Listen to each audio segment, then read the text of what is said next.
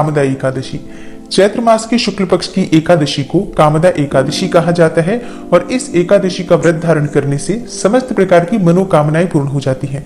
और शास्त्रों के अनुसार कामदा एकादशी का व्रत धारण करने से ब्रह्म हत्या जैसे बहुत बड़े बड़े पापों से भी मुक्ति मिल जाती है। एकादशी की तिथि कब प्रारंभ हो रही है, कब समाप्त हो रही है, तो देखिए चैत्र मास के शुक्ल पक्ष की एकादशी का प्रारंभ हो रहा है 18 अप्रैल को शाम को 5:32 पर और एकादशी की तिथि समाप्त होगी 19 अप्रैल को रात्रि में 8:05 पर। तो सूर्योदय कालीन तिथि के अनुसार शुक्रवार को यानी कि 19 अप्रैल 2024 को व्रत धारण करेंगे कामदा एकादशी का। अब बात करें कि एकादशी व्रत का पारण हमें कब करना है, तो देखिए एकादशी व्रत का पारण हमेशा द्वादशी तिथि में किया जाता है और द्वादशी तिथि प्रारंभ हो रही है 19 अप्रैल को रात्रि में 8:05 पर और समाप्त होगी 20 अप्रैल को रात्रि में 10:41 पर। तो 19 अप्रैल को कामदा एकादशी का व्रत धारण करेंगे और 20 अप्रैल 2024 यानी कि शनिवार के दिन एकादशी व्रत का पारण करेंगे। और एकादशी व्रत के पारण में एक और चीज का ध्यान रखा जाता है, हरिवासर की समाप्ति का। और सूर्योदय के बाद ये व्रत खोला जाता है। तो हरिवासर तो देखिए रात में ही समाप्त हो जाएगा। बहुत से भक्त हैं जो कि हरिवासर नहीं जानते हैं, तो उनके लिए बता दूं, द्वादशी तिथि प्रारंभ होने के बाद जो 1/4 समय होता है लगभग 5 या 6 घंटे का, उस समय को हरिवासर कहते हैं। तो हरिवासर तो 20 अप्रैल की रात्रि में ही समाप्त हो जाएगा और 20 अप्रैल को सूर्योदय काल का समय रहेगा सुबह 6:05 पर। तो एकादशी व्रत के पारण का शुभ मुहूर्त है 20 अप्रैल 2024 शनिवार के दिन सुबह 6:05 से 9 बजे तक। एकादशी व्रत में पारण के शुभ मुहूर्त का ध्यान जरूर रखना चाहिए। अगर हम शुभ मुहूर्त में अपना व्रत नहीं खोलते हैं तो हमारे किए गए व्रत का संपूर्ण फल या यूं कहे कि कोई भी फल नहीं मिलता है। इसलिए शुभ मुहूर्त का ध्यान रखिए। इसी शुभ मुहूर्त में आपको अपना व्रत खोल लेना चाहिए। देखिए जो भक्त एकादशी का व्रत करते हैं दशमी तिथि के दिन उन्हें सात्विक भोजन लेना चाहिए। बिना लहसुन प्याज का शुद्ध और सात्विक भोजन लिया जाता है। भोजन में आप किसी भी प्रकार से मसूर की दाल का सेवन नहीं करते हैं। टमाटर, शाक और मूली, गाजर, बैगन ये चीजें भी नहीं खानी चाहिए। जो भक्त एकादशी का व्रत करते हैं दशमी तिथि के दिन उन्हें चावल का भी सेवन नहीं करना चाहिए। और दशमी तिथि की शाम को सूर्यास्त होने के बाद अन्न और नमक दोनों का सेवन नहीं किया जाता है। और ब्रह्मचर्य का पूर्ण रूप से पालन करना चाहिए। भूमि पर शयन करना चाहिए। ये दशमी तिथि के नियम होते हैं अगर आप एकादशी का व्रत करना चाहते हैं तो। और जैसे कि एकादशी के दिन भगवान श्री विष्णु की विधि विधान से पूजा की जाती है तो उसके लिए तुलसी का पत्ता अत्यंत आवश्यक होता है। तो ऐसे में दशमी तिथि के दिन ही आपको तुलसी का पत्ता भी तोड़ कर रखना है, क्योंकि एकादशी के दिन तुलसी के पत्ते नहीं तोड़ सकते हैं। एक और चीज का ध्यान रखिए, एकादशी के दिन तुलसी में जल नहीं दिया जाता है, लेकिन तुलसी में दीपदान जरूर करना चाहिए। दिन प्रातःकाल जल्दी उठकर स्नान इत्यादि से निवृत्त होकर भगवान सूर्यदेव को जल अर्पित करना चाहिए। उसके बाद अपने घर के मंदिर में भगवान श्री विष्णु की विधि विधान से पूजा कर लीजिए और भगवान श्री विष्णु के सामने शुद्ध घी का दीपक जलाकर सबसे पहले अपने व्रत का संकल्प ले लीजिए कि आज आप कामदा एकादशी का व्रत धारण कर रहे हैं। और अगर आप किसी विशेष मनोकामना से ये व्रत धारण कर रहे हैं तो अपनी मनोकामना भी भगवान श्री विष्णु से कहकर और फिर आप व्रत का संकल्प लीजिए। इसके बाद विधि विधान से उनकी पूजा कर लीजिए। जैसे कि अगर आपके पास विग्रह है भगवान श्री विष्णु का तो आप उनका अभिषेक कर सकते हैं, और अगर विग्रह नहीं है सिर्फ फोटो है तो ऐसे में आप स्नान का भाव करते हुए जल के छींटे दे सकते हैं। भगवान श्री विष्णु को आज के दिन पूजा करते समय जो भोग अर्पित किया जाता है विशेष रूप से पंचामृत का भोग अर्पित किया जाता है। दूध, दही, घी, शहद, शक्कर पांचों चीजें मिलाकर पंचामृत बनाइए और इसमें तुलसी का पत्ता डालकर भगवान श्री विष्णु को भोग स्वरूप अर्पित करना चाहिए।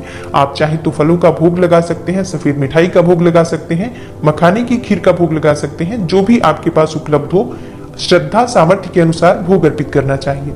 और पूजा करते समय मंत्रों का जप जरूर करते रहना चाहिए। आप चाहे तो भगवान श्री विष्णु के किसी भी मंत्र का, किसी भी स्तोत्र का पाठ कर सकते हैं, विष्णु सहस्त्र नाम का पाठ कर सकते हैं। आज भगवत गीता का जरूर पाठ करना चाहिए। इसके अलावा गजेंद्र मोक्ष का पाठ आप कर सकते हैं। ओम नमो भगवते वासुदेवाय नमः, ओम लक्ष्मी नारायणाय नमः या ओम नारायणाय नमः, इस प्रकार से किसी भी मंत्र का जप करते हुए भगवान श्री विष्णु की पूजा करनी चाहिए। जब आपकी पूजा पूर्ण हो जाती है तब उनकी आरती कर लीजिए। आप आरती आप चाहे तो कपूर से कर सकते हैं या फिर आप चाहे तो शुद्ध घी के दीपक को जलाकर भी उससे आरती आप कर सकते हैं।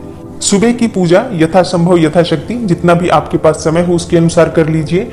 दिन भर आपको व्रत रहना होता है तो व्रत में आप फलाहार ले सकते हैं, कोई भी फल खा सकते हैं, जूस पी सकते हैं, फलों का रस ले सकते हैं, दूध ले सकते हैं, चाय ले सकते हैं। मतलब फलाहार और जलाहार के द्वारा आप कामदा एकादशी का व्रत धारण कर सकते हैं। शाम के समय फिर से भगवान श्री विष्णु की विधि विधान से पूजा आराधना की जाती है, तो शाम के समय आप चाहे तो हाथ पांव मुंह धोकर भी पूजा कर सकते हैं या फिर आप स्नान भी कर सकते हैं। शुद्धता के साथ भगवान श्री विष्णु के सामने शुद्ध घी का दीपक प्रज्वलित करके और शाम की पूजा कर लीजिए। देखिए, शाम की पूजा भी बिल्कुल सुबह की तरह ही होती है, बस हम शाम को अभिषेक नहीं करते हैं। बाकी धूप, दीप और पुष्प इत्यादि ये सभी चीजें अर्पित की जाती है। एक और चीज का ध्यान रखिए, भगवान श्री विष्णु की पूजा में अक्षत का प्रयोग नहीं किया जाता है, उसके स्थान पर हम सफेद तिल का प्रयोग करते हैं। तो भूल से भी चावल का प्रयोग एकादशी की पूजा में नहीं करना चाहिए। तो विधि विधान से भगवान श्री विष्णु की पूजा कर लीजिए। मंत्रों का जप अपनी इच्छा के अनुसार आप रात्रि में कितने भी समय तक कर सकते हैं, क्योंकि एकादशी की रात्रि में जागरण करने का विशेष विधान बताया गया है। तो आप चाहे तो पूरी रात्रि जागरण कर सकते हैं या फिर अपनी इच्छा के अनुसार जितना समय भी आपसे जागा जाए उतने समय जागकर भगवान श्री विष्णु के नाम का, मंत्र का स्मरण करना चाहिए। भजन कीर्तन करते हुए रात्रि जागरण किया जाता है। शास्त्रों के अनुसार अगर हम एकादशी के दिन भगवान श्री विष्णु की प्रसन्नता के लिए अखंड दीपक प्रज्वलित करते हैं तो इससे भगवान श्री विष्णु की विशेष कृपा हमें प्राप्त होती है। इस दिन हमें कथा भी सुननी चाहिए। प्राचीन काल में राजा दिलीप ने भी इस एकादशी का व्रत का महात्मा अपने गुरुदेव से सुना था, वशिष्ठ जी से उन्होंने सुना था। एक बार भोगीपुर नामक नगर में राजा पुंडरीक राज्य किया करते थे। उनके राज्य में कई अप्सराएं, किन्नर, गंधर्व रहा करते थे। उसी राज्य में एक ललिता और ललित नाम के पति पत्नी रहा करते थे। पर जो ललित था वो अपनी पत्नी से बहुत प्रेम करता था, बहुत ज्यादा प्रेम करता था। तो ललित अपनी ललिता से गायन इत्यादि भी को गायन विद्या उसको जहाँ आती थी तो वो राज महल में जाकर, भवन में जाकर गायन विद्या का प्रदर्शन भी करता था। तो एक बार वो राजसभा में गायन कर रहा था और अचानक से उसे अपनी पत्नी की याद आ गई। और जब पत्नी की याद आ गई तो वो स्वर लगाने में गलती कर गया। और स्वर लगाते समय जब उसने गलती करी तो राजा ने उसकी वो गलती पकड़ ली और पूछा, बता इसका रीजन क्या है। तब उसने बताया कि भाई सच सच बता दिया राजा जी कि मुझे क्षमा कर देना, तो मैं को मेरी पत्नी की याद आ गई, उसमें ये मैं गलती कर बैठा। तो राजा ने शाप दे दिया, जा तू राक्षस हो जा।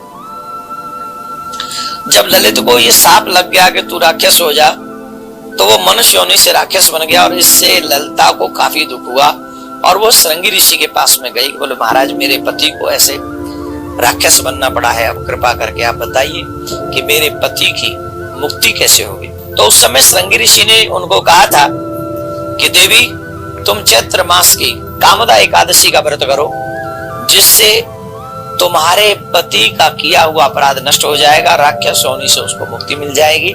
ऋषि के बताए हुए उपाय को उस ललिता ने किया, अपने पति के नाम से संकल्प किया उस व्रत का, और उस व्रत के करने के बाद उसका पति जो ललित था राक्षस योनि से मुक्त हो गया और उसको वो पति के रूप में प्राप्त हुआ।